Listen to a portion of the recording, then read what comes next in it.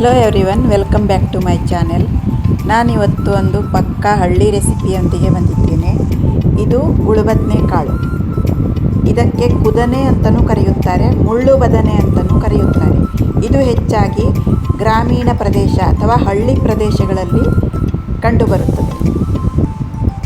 ಇದರ ಚೊಟ್ಟನ್ನು ತೆಗೆದು ತೊಳೆದು ಇದನ್ನು 2 ಭಾಗವಾಗಿ ಕತ್ತರಿಸಿ ನೀರಿನಲ್ಲಿ ಹಾಕಿಟ್ಟುಕೊಳ್ಳಬೇಕು. ಇದು ಆರೋಗ್ಯಕ್ಕೆ ತುಂಬಾ ಒಳ್ಳೆಯದು. ಇದರ ಹಸಿ ಮಾಡುತ್ತಾರೆ, ಹುಳಿ ಮಾಡುತ್ತಾರೆ, ಪಲ್ಯವನ್ನು ಮಾಡುತ್ತಾರೆ. ನಾನಿಲ್ಲಿ ಇದರ ಮೊಸರು ಬಜ್ಜಿಯನ್ನು ಮಾಡಿ ತೋರಿಸುತ್ತೇನೆ. ಅಂದರೆ ನಮ್ಮ ಹಳ್ಳಿ ಕಡೆ ಇದಕ್ಕೆ ಹಸಿ ಅಂತ ಕರೆಯುತ್ತಾರೆ. ನಾನಿಲ್ಲಿ ಎಳೆಯದಾದ ಗುಳುಬದನೆಕಾಳನ್ನು ತೆಗೆದುಕೊಂಡಿದ್ದೇನೆ. ಈ ಥರ ಕಟ್ ಮಾಡಿ ನೀರೊಳಗೆ ಹಾಕಿಡಬೇಕು, ಇಲ್ಲಾಂದರೆ ಇದು ಕಪ್ಪಾಗಿ ಬಿಡುತ್ತದೆ. ಹೀಗೆ ಎಲ್ಲ ಗುಳುಬದನೆಕಾಳನ್ನು ಕಟ್ ಮಾಡಿ ನೀರಲ್ಲಿ ಹಾಕಿಡುತ್ತೇನೆ. ಒಂದು 10 ನಿಮಿಷ ನೀರಲ್ಲಿ ಇಡಬೇಕು. ಅಲ್ಲಿಯವರೆಗೆ 2 ಹಸಿಮೆಣಸನ್ನು ಸಣ್ಣದಾಗಿ ಕತ್ತರಿಸಿ ಇಟ್ಟುಕೊಳ್ಳುವ. ಹಾಗೆ ಯಾರೆಲ್ಲ ನನ್ನ ಚಾನೆಲ್ ಮೊದಲ ಬಾರಿಗೆ ನೋಡುತ್ತಿದ್ದೀರೋ ಪ್ಲೀಸ್ ಸಬ್ಸ್ಕ್ರೈಬ್ ಮಾಡ್ಕೊಂಡು ಚಾನೆಲ್ ನೋಡಿ.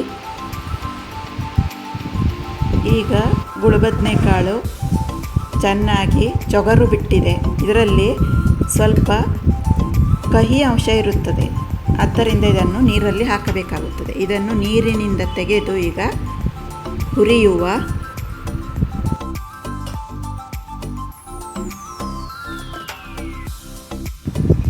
ಬಾಣಲೆಗೆ 2 ಚಮಚ ಎಣ್ಣೆ. ನಾನು ಇಲ್ಲಿ ಕೊಬ್ಬರಿ ಎಣ್ಣೆಯನ್ನು ಯೂಸ್ ಮಾಡಿದ್ದೇನೆ. ನೀವು ಯಾವ ಎಣ್ಣೆಯನ್ನು ಬೇಕಾದರೂ ಹಾಕಿಕೊಳ್ಳಬಹುದು. ಹಾಗೆ 1/4 ಚಮಚ ಸಾಸಿವೆ, ಅದು ಚಟಪಟ ಅಂದ ಮೇಲೆ ಅರ್ಧ ಚಮಚ ಉದ್ದಿನಬೇಳೆ, ಕಟ್ ಮಾಡಿಟ್ಟ ಹಸಿಮೆಣಸು,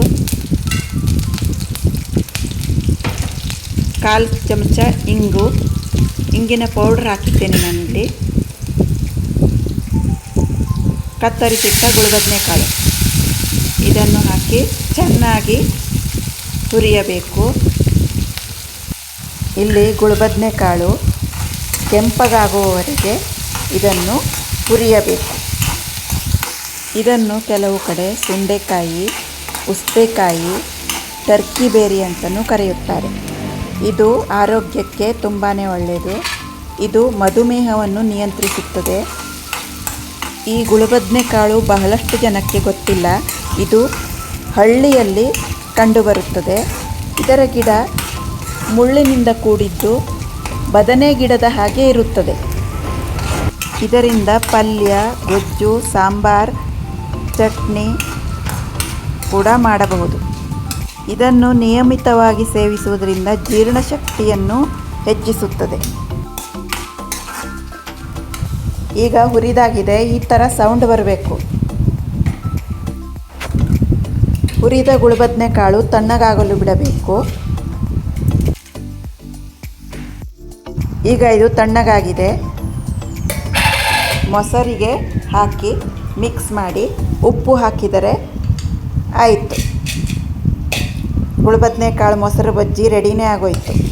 ಬಿಸಿ ಬಿಸಿ ಅನ್ನಕ್ಕೆ ತುಂಬಾ ಚೆನ್ನಾಗಿರುವುದು.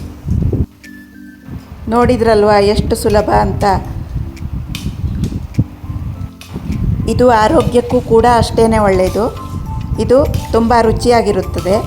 ಇದನ್ನು ನೀವು ಒಮ್ಮೆ ಟ್ರೈ ಮಾಡಿ ನೋಡಿ. ಇದು ಹಳ್ಳಿಯಲ್ಲಿ ಸಿಗುತ್ತದೆ. ಈ ವಿಡಿಯೋ ನಿಮಗೆ ಇಷ್ಟವಾದಲ್ಲಿ ಲೈಕ್, ಶೇರ್, ಕಮೆಂಟ್ ಮಾಡಿ. ವಿಡಿಯೋ ನೋಡಿದ್ದಕ್ಕಾಗಿ ಧನ್ಯವಾದಗಳು. ಇನ್ನಷ್ಟು ಹಳ್ಳಿಯ ರೆಸಿಪಿಗಾಗಿ ನನ್ನ ಚಾನೆಲನ್ನು ಇವತ್ತೇ ಸಬ್ಸ್ಕ್ರೈಬ್ ಮಾಡಿ, ಸಪೋರ್ಟ್ ಮಾಡಿ. Thank you for watching. ಮುಂದಿನ ವಿಡಿಯೋದಲ್ಲಿ ಮತ್ತೆ ಸಿಗುತ್ತೇನೆ.